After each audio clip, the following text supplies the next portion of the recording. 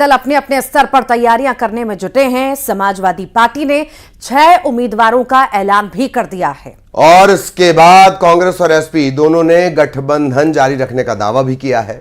BSP ने भी ऐलान कर दिया है कि वो अकेले विधानसभा उपचुनाव में ताल ठोकेगी। वहीं बीजेपी की उपचुनाव को लेकर एक अहम बैठक हुई। इसमें कयास लगाए जा रहे हैं कि बीजेपी उम्मीदवारों के नाम पर मंथन किया गया। रिपोर्ट देखिए।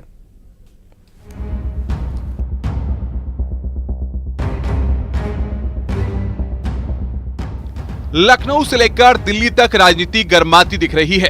उत्तर प्रदेश की 10 विधानसभा सीटों पर होने वाले उपचुनाव को लेकर रण सजने लगा है। एसपी सुप्रीमो अखिलेश यादव जहां पहले ही 6 उम्मीदवारों के नाम का ऐलान कर चुके हैं, वहीं बीएसपी अपनी रणनीति साफ कर चुकी है।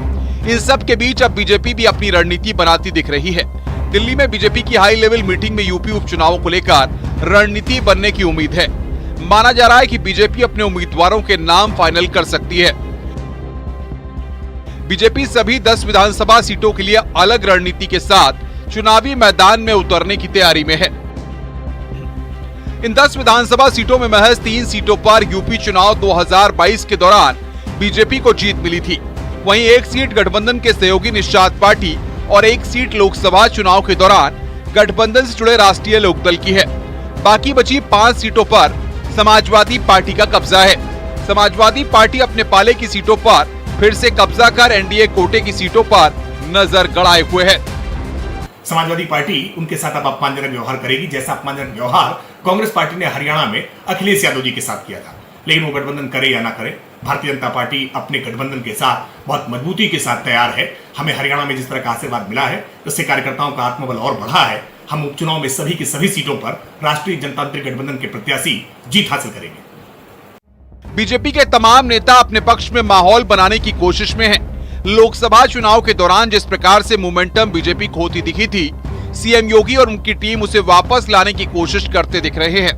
ऐसे में उम्मीदवारों के नाम का ऐलान काफी सोच समझकर किए जाने की बात कही जा रही है। हरियाणा विधानसभा चुनाव विपक्ष के बनाए गए जातीय समीकरण को तोड़ते हुए बीजेपी ने ऐतिहासिक प्रदर्शन कर 2014 के 47 सीटों के रिकॉर्ड को भी तोड़ दिया। बीजेपी को 48 सीटों पर जीत मिली। हरियाणा की जीत ने यूपी में भी बीजेपी कार्यकर्ताओं को बड़ा बूस्ट दिया है। पार्टी अब हरियाणा वाली राजनीति को प्रदेश के चुनावी मैदान में आजमाती दिख रही है। पार्टी के सीनियर नेता उपचुनाव को लेकर कोई बड़ा बयान नहीं दे रहे हैं, वहीं जमीन पर लगातार काम चल रहा है। पार्टी कैडर को मनाने में जुटी है, लोगों के बीच जा रही है। ऐसे में उम्मीद फिर से पकड़ बनाने की है। समाजवादी पार्टी ने चुनाव की घोषणा से पहले ही उम्मीदवारों के नाम का ऐलान कर दिया है। समाजवादी पार्टी और कांग्रेस मिलकर उपचुनावों में अपना दम दिखाएंगे, लेकिन अखिलेश ने 10 में से 6 सीट पर अपने कैंडिडेट घोषित कर दिए हैं। ऐसे में कांग्रेस के पास अब 4 सीट पर बार्गेनिंग करने का ऑप्शन बचा है। विधानसभा में क्या रणनीति रहेगी आपकी? सभी विधानसभाएं इंडिया गठबंधन समाजवादी पार्टी जीतेगी। कांग्रेस को बची हुई सीटें देंगे। बची हुई सीटों में बातचीत कर विचार करेंगे।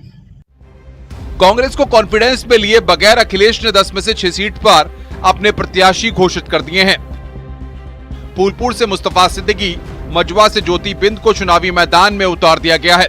इसके अलावा करहल से तेज प्रताप यादव, सीसामऊ से नसीम सोलंकी, मिल्कीपुर विधानसभा सीट से अजीत प्रसाद, कटहरी से शोभावती वर्मा को चुनावी दंगल में उतारा गया है। जिसके बाद कांग्रेस के साथ उसके गठबंधन पर सवाल खड़े हो गए थे, लेकिन यूपी कांग्रेस अध्यक्ष ने साफ कर दिया है कि एसपी कांग्रेस गठबंधन जारी रहेगा। चीजें राष्ट्रीय नेतृत्व निर्णय लेगा, तय करके आप उसको मानेंगे? अपनी तरफ से कोई प्रस्ताव राष्ट्रीय नेतृत्व ही तय करेगा। आगे जो गठबंधन क्या बना रहेगा क्या? निश्चित तौर से बना हुआ है, बना रहेगा। बीएसपी सुप्रीमो मायावती अकेला चलो वाली नीति अपनाएंगी। मायावती ने सीधे तौर पर अब चुनाव में किसी भी दल के साथ गठबंधन से साफ तौर पर इंकार कर दिया है।